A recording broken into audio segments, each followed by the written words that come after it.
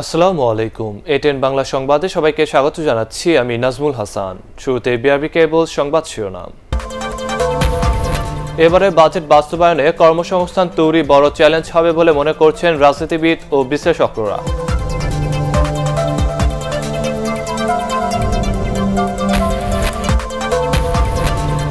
খালেদা জিয়ার জন্মদিন সংক্রান্ত সব নথি ৬০ দিনের মধ্যে জমা দেওয়ার নির্দেশ হাইকোর্টের।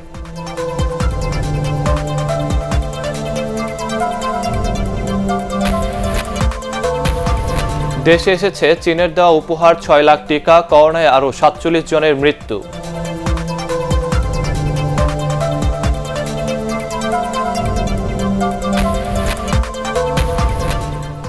এবং লাইকি ও বিগো লাইভের মাধ্যমে পাচার হয়েছে শত কোটি টাকা, বিদেশি সহ ৫ জন গ্রেফতার।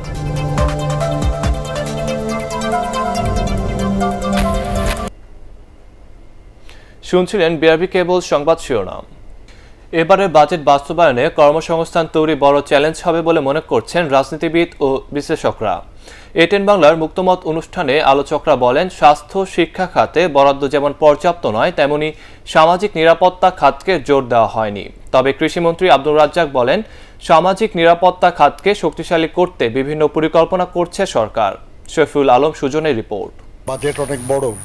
এবারের বাজেট নিয়ে বরাবরের মতোই আছে মিশ্র প্রতিক্রিয়া।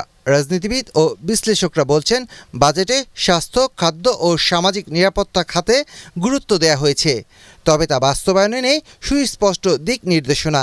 এটিএন বাংলার মুক্তমত অনুষ্ঠানে আলোচকরা বলেন, করোনার কারণে অনেকে গরিব হওয়ার পাশাপাশি বেকার হয়েছে।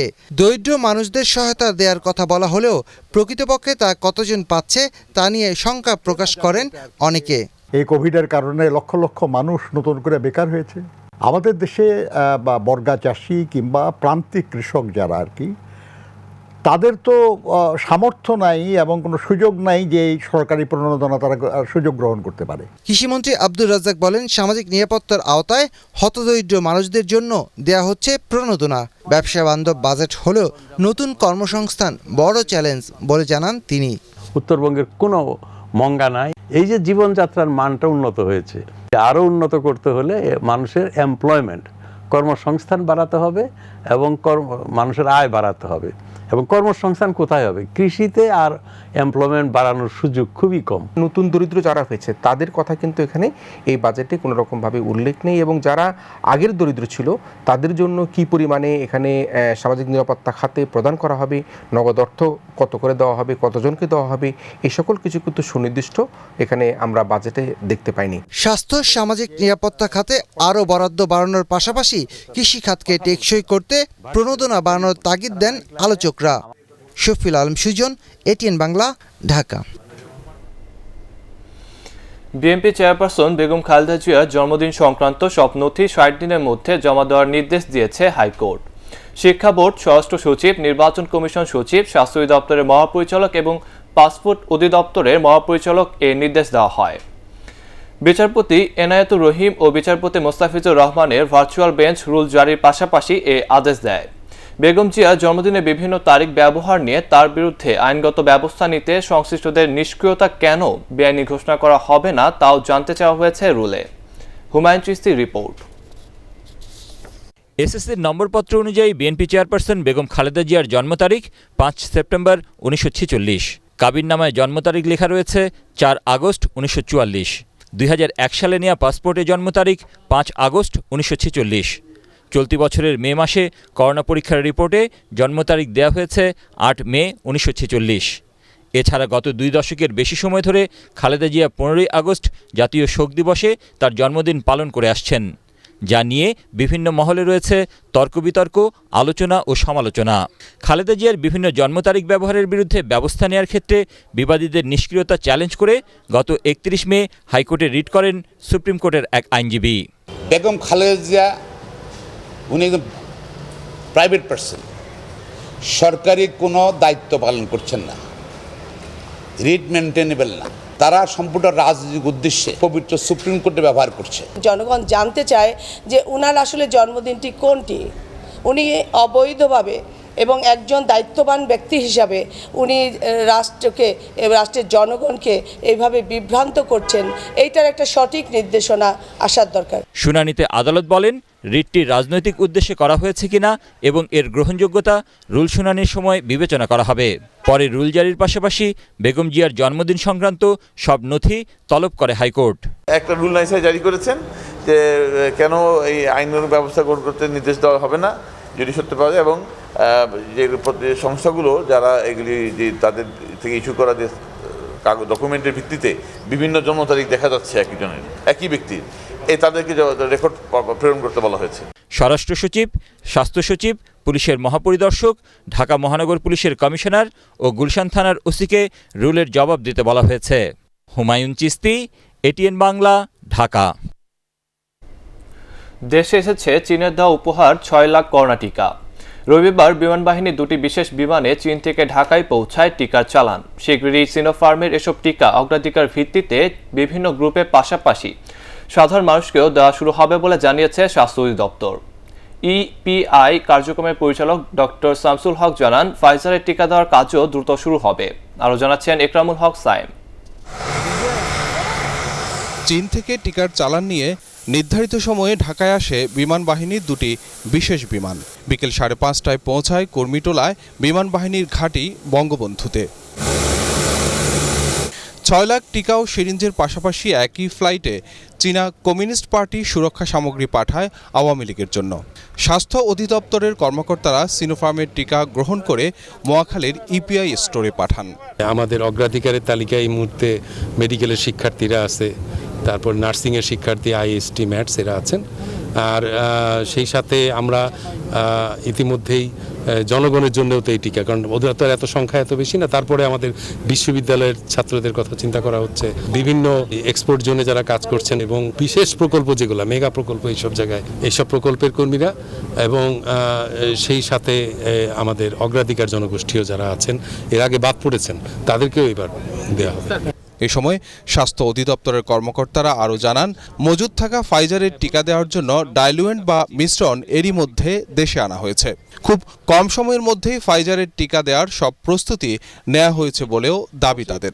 প্রস্তুতি সম্পন্ন করে শীঘ্রই আমরা ফাইজারের ভ্যাকসিন এবং সাইনোফার্মের যে ভ্যাকসিনটা, এটা আমরা দ্রুত সম্পন্ন করে আমরা ভ্যাকসিনেশনে চলে যাব।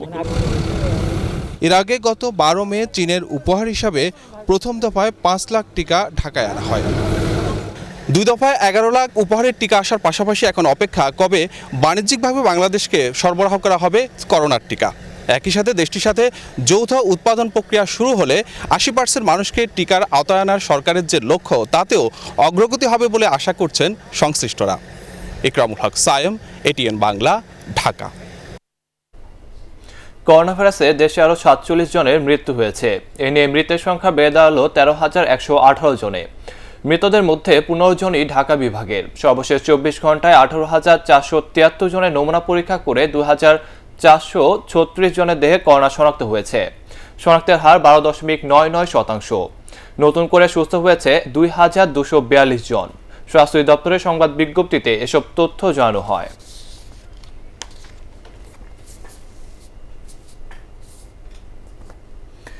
এসএসসি ও এইচএসসি পরীক্ষা কোন পদ্ধতিতে নেওয়া যায় তা নিয়ে চিন্তাভাবনা করা হচ্ছে বলে জানিয়েছেন শিক্ষামন্ত্রী ডক্টর দীপু মনি।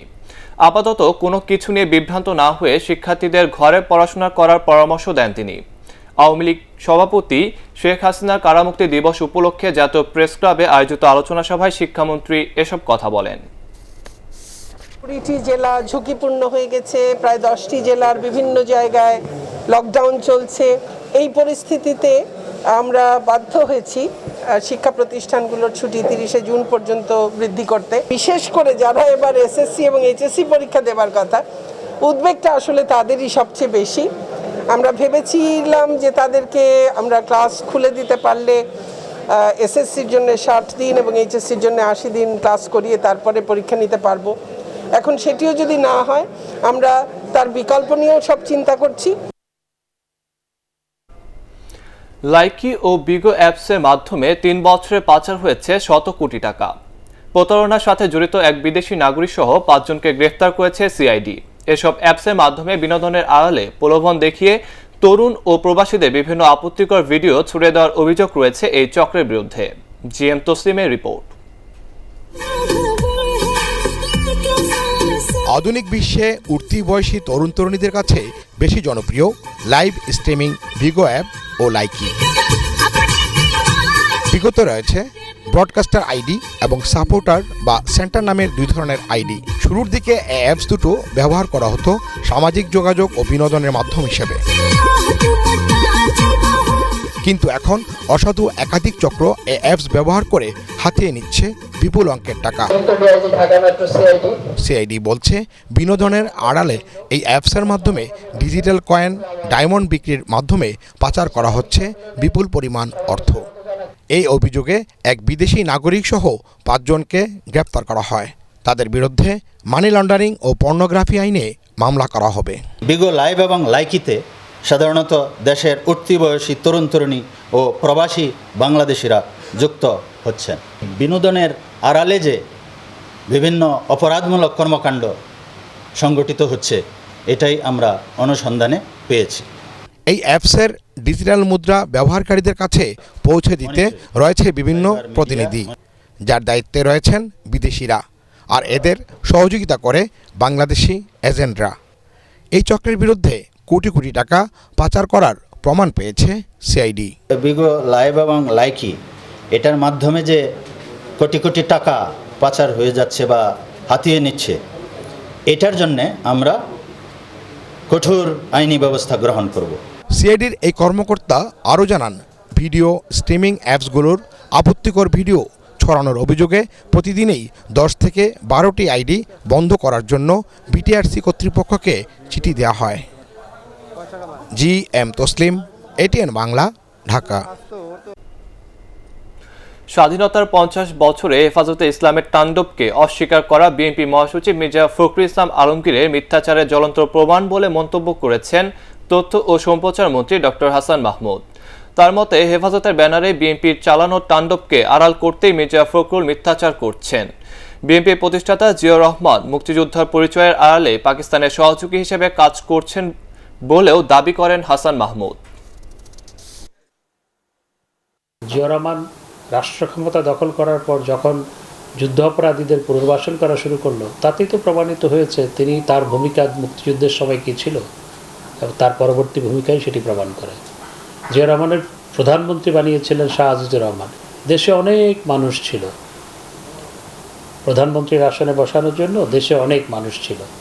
কাউকে না বসিয়ে তিনি এই শাহ আজিজুর রহমান, যিনি আত্মস্বীকৃত যুদ্ধ অপরাধী, তাকে তিনি প্রধানমন্ত্রী আসনে বসিয়েছেন। উত্তরা বোট ক্লাবের চেয়ারম্যান নাসিরউদ্দিন আহমেদের বিরুদ্ধে ধর্ষণ ও হত্যা চেষ্টার অভিযোগ করেছেন চিত্রনায়িকা পরিমণি। রোববার সন্ধ্যায় নিজের ভেরিফাইড ফেসবুক পেজে এক স্ট্যাটাসে প্রধানমন্ত্রীর কাছে সাহায্য চান তিনি। পরে রাজধানীতে নিজ বাসায় এক সংবাদ সম্মেলনে পরিমণি জানান, পূর্ব পরিচিত একজনের সাথে উত্তরা বোট ক্লাবে যান তিনি। সেখানে নাসিরউদ্দিন নামে এক ব্যবসায়ীর সাথে তাদের দেখা হয়। এ সময় তাকে জোর করে পানীয় পান করিয়ে লাঞ্ছিত ও মারধর করা হয় বলেও জানান তিনি। দোষীদের বিচারের আওতা এনে উপযুক্ত শাস্তির দাবিও জানান চিত্রনায়িকা পরিমণি। বৈদেশিক মুদ্রা রিজার্ভ থেকে ঋণ নিয়ে পায়রা সমুদ্র বন্দরের রাবনাবাদ চ্যানেলে ডেইজিং করা হচ্ছে। এজন্য বেলজিয়াম ভিত্তিক সংস্থা জান্ডে নুল এর সাথে চুক্তি করেছে পায়রা বন্দর কর্তৃপক্ষ। দেশের তৃতীয় সমুদ্র বন্দরের উন্নয়নে স্থানীয় উৎস থেকে ঋণ নেওয়া এ প্রকল্পের ব্যয় কমেছে 53%। এতে দেশের দক্ষিণাঞ্চলে অর্থনীতির আরও বেশি সচল হবে বলে মনে করছেন নীতি নির্ধারকরা। শারফুল আলমের রিপোর্ট। পটুয়াখালীতে দেশের তৃতীয় সমুদ্র বন্দর হিসেবে 2013 সালে যাত্রা শুরু করে পায়রা বন্দর। উদ্বোধনের পর থেকে এখন পর্যন্ত এই বন্দরে প্রায় 1.5 শতাধিক জাহাজের পণ্য খালাস হয়েছে। এ থেকে সরকারের রাজস্ব আয় প্রায় 300 কোটি টাকা। নিরবিচ্ছিন্ন জাহাজ চলাচলের জন্য বন্দরটির সক্ষমতা বাড়াতে ক্যাপিটাল ড্রেজিংয়ের মাধ্যমে রাবনাবাদ চ্যানেলের গভীরতা 10.5 মিটার করার উদ্যোগ নিয়েছে সরকার। আঞ্চলিক যে যোগাযোগ সেটাও কিন্তু আমরা যুক্ত হয়ে যাব, কানেক্টিভিটি আমাদের আরো বেড়ে যাবে, ব্যবসা বাণিজ্য প্রসার করবে। পায়রা বন্দরকে ঘিরে কিভাবে দক্ষিণাঞ্চলের এই বরিশাল বিভাগের যে বাস্তব চেহারা পরিবর্তন হয়ে যাচ্ছে। পায়রা সমুদ্র বন্দরের উন্নয়নে প্রাথমিক পর্যায়ে পিপিপির আওতায় এই প্রকল্পের ব্যয় ধরা হয়েছিল 10,559 কোটি টাকা। বৈদেশিক মুদ্রা রিজার্ভের অর্থ নিয়ে চলতি বছরের মার্চে অবকাঠামো উন্নয়ন তহবিল গঠনের পর সরকারের নিজস্ব আইডিএফ তহবিল থেকে প্রথমবারের মতো পায়রা বন্দরকে স্বল্প সুদে ঋণ দেওয়া হচ্ছে। এতে ওই প্রকল্পের খরচ কমে দাঁড়াবে 4,950 কোটি টাকা, যা আগের চেয়ে 53 ভাগ কম। খুব দক্ষিণ তাকাচ্ছে না, আমরা নিচের দিকে আমাদের মাটির দিকে তাকাতে হবে। আমাদের নিজস্ব যে সকল সম্পদ আছে, নদী নালা, খাল বিল, হাওর পাহাড়, সব কিছুকে আমাদের আত্মস্থ করে নিতে হবে, নিজেদের মধ্যে আনতে হবে। পায়রা সমুদ্র বন্দরের ক্যাপিটাল ড্রেজিংয়ের কাজ শেষ হলে 40,000 টনের যে কোনো কার্গো ও 3,000 TEU বিশিষ্ট জাহাজ সরাসরি বন্দরে ভিড়তে পারবে। এই জন্য দুটি প্রতিষ্ঠানের মধ্যে চুক্তি সই হয়। শরফুল আলম, ATN বাংলা, ঢাকা। স্বাস্থ্যবিধি মেনে ধারণ ক্ষমতার অর্ধেক খালি রেখে কমিউনিটি সেন্টার খুলে দেওয়ার দাবি জানিয়েছেন Bangladesh community centre, convention hall ও ক্যাটারিং অ্যাসোসিয়েশন। জাতীয় প্রেস ক্লাবে সংবাদ সম্মেলনে অ্যাসোসিয়েশনের নেতারা বলেন, প্রায় 1.5 বছর ধরে কমিউনিটি সেন্টার বন্ধ থাকায় কর্মহীন হয়ে পড়েছেন কয়েক লাখ মানুষ। কমিউনিটি সেন্টার বন্ধ থাকায় মানুষ এখন হোটেল ও রেস্তোরাঁর মতো ছোট জায়গায় বিভিন্ন সামাজিক অনুষ্ঠান আয়োজন করছেন। এতে করোনা সংক্রমণ বাড়ার ঝুঁকি বাড়ছে বলেও মনে করেন অ্যাসোসিয়েশনের নেতারা। প্রধানমন্ত্রী শেখ হাসিনাকে নিয়ে কটূক্তি করায় টাঙ্গাইল পৌরসভার প্যানেল মেয়র হাফিজুর রহমান স্বপনকে শহর আওয়ামী লীগের সহসভাপতি পদ থেকে বহিষ্কার করা হয়েছে। আওয়ামী লীগ নেতাকর্মীরা জানান, জমি পরিমাপকে কেন্দ্র করে বাকবিতণ্ডায় সময় বিদ্রূপ মন্তব্য করেন এই প্যানেল মেয়র। এই বক্তব্যের ভিডিও সামাজিক যোগাযোগ মাধ্যমে ছড়িয়ে পড়লে তাকে বহিষ্কারের দাবি উঠে। এ ঘটনায় টাঙ্গাইল সদর থানার ডিজিটাল নিরাপত্তা আইনে মামলা দায়ের করেন পৌর কাউন্সিলর আতিকুর রহমান মোর্শেদ। এছাড়া হুমকি দেওয়ার ঘটনায় সদর থানা একটি সাধারণ ডায়েরি করেন ওই জমি মালিকের আত্মীয়। এখন আন্তর্জাতিক সংবাদ।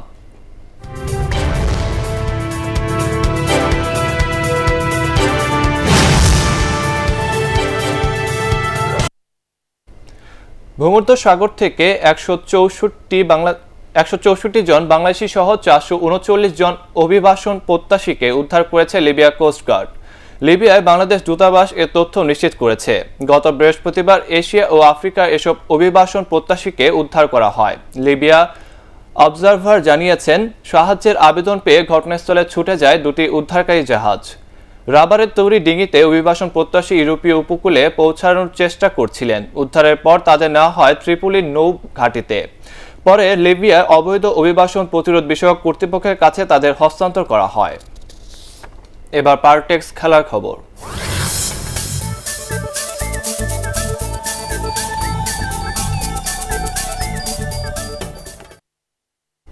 কাঙ্ক্ষিত জয় দিয়ে কোপা আমেরিকা আসর শুরু করলো স্বাগতিক ব্রাজিল।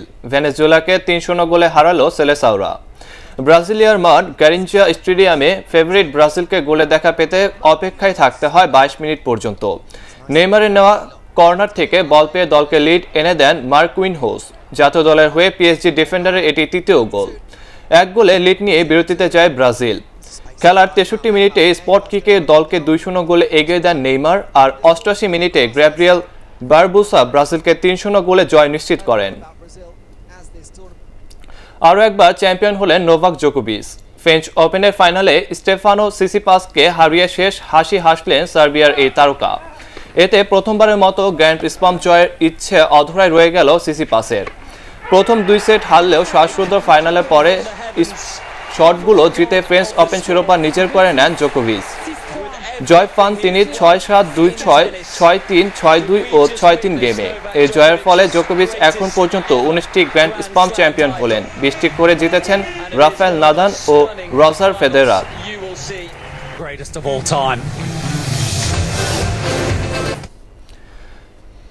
দর্শক, পরবর্তী সংবাদ দেখার আমন্ত্রণ জানিয়ে এখনকার মতো শেষ করছি। করোনা ভাইরাস থেকে নিজেকে সুরক্ষিত রাখতে মাস্ক পরুন, বারবার হাত পরিষ্কার করুন।